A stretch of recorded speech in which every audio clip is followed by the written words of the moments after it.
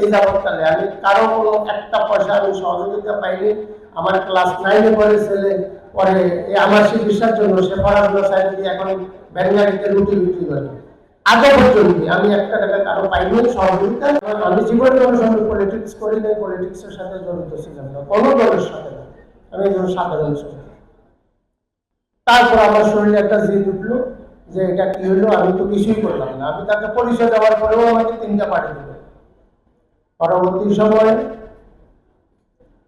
19 তারিখেও আমি বাসা থেকে বাইরে আমার ছেলে পেলে, আমার এক ছেলে এক ইয়েতে পড়ে আপনার সংঘর, যে একজন আবু ইউসুফ স্কুলে ক্লাস 9-এ, একজন হইল আলী হোসেন পাশাপাশি স্কুল, আমার এক ছেলে।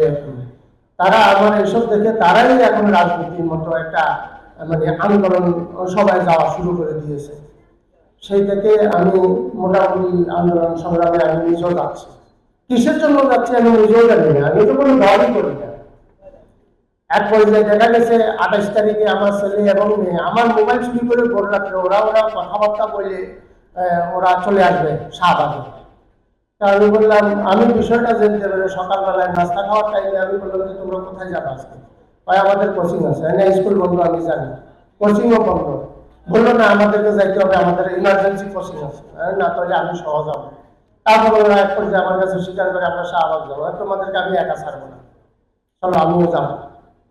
সর্বপ্রথম শাহবাগে এসে পরে তাদেরকে বাঁচানোর জন্য শাহবাগ পিজি হাসপাতালের সামনে আমি টিএসএল খাই 28 তারিখে। টিএসএল খাইয়ে আমার চোখে অনেক সমস্যা হয়, হওয়ার পরে যাই হোক সেই সময় চলে গেলাম। যাওয়ার পরে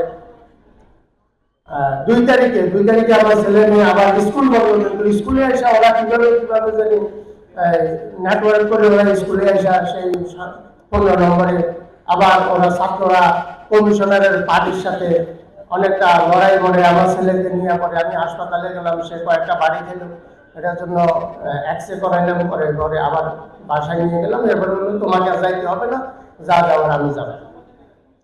7 তারিখে আমাদের যে শ্রমিক সংগঠন আছে, আমি একটা শ্রমিকের একটা সংগঠন আছে, সেই সংগঠনের আমি 104 নম্বর সদস্য, মহাখালী বাস টার্মিনাল 21 এই সময় দেখা গেছে আমরা তখন ছাত্র এবং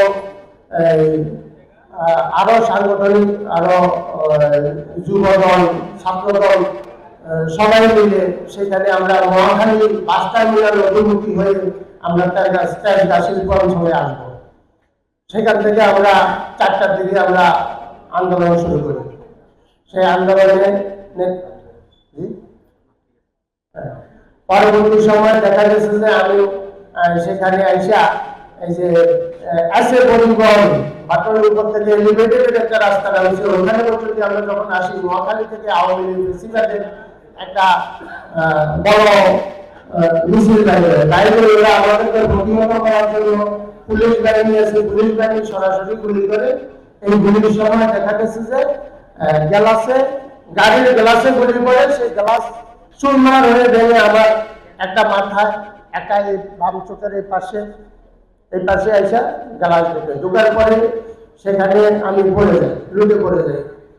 ফুটেজও আছে, এটা আমার মোবাইল তো হারিয়ে যায়, অন্যের ফুটেজ থেকে ফুটেজ কালেকশন করা আছে আমার কাছে। আমাকে 10-15 জন একসাথে লাঠি মারতেছে, ঘুষি মারতেছে। আমি শুধু আমার চোখের ভিতরে হাত দিয়ে আমি একটা পানির মধ্যে আমি পড়ে গেছি। পড়ে যাওয়ার পরে আমি মোটামুটি সেই থেকে আমি হাসপাতালে এই যাবৎকালে আমি কারো কোনো একটা পয়সা আমি সহযোগিতা পাইনি। আমার ক্লাস 9-এ পড়ে ছেলে পরে আমার চিকিৎসার জন্য সে পড়াশোনা সাইড দিয়ে এখন ব্যাঙ্গালিতে রুটি বিক্রি করে। আগে পর্যন্ত আমি একটা টাকা কারো পাইনি সহযোগিতা। এই প্রথম আমার কাগজপত্র নিয়েছে জামাতে ইসলাম।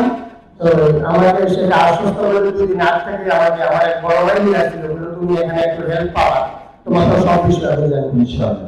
আমি আর বলার কিছু নাই, আমি বলবো কি আমি তো জীবনে কোনো সময় বক্তব্য দেওয়ার মতো আমার জন্য সবাই